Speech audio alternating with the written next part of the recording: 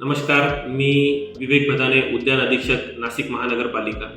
दरवर्षाप्रमाणे यावर्षी आपण पुष्पमहोत्सव भरवतो आहोत। दिनांक 9, 10 आणि 11 फेब्रुवारी असा 3 दिवस हा पुष्पमहोत्सव असणार आहे। या पुष्पमहोत्सवामध्ये आपण विविध प्रकारचे सेलिब्रिटी बोलवलेले आहेत। सर्व मराठी कलाकार असणार आहेत आणि नवीन कलाकारांना संधी उपलब्ध करून देण्यासाठी देखील आपण प्लॅटफॉर्म या ठिकाणी ठेवलेला आहे।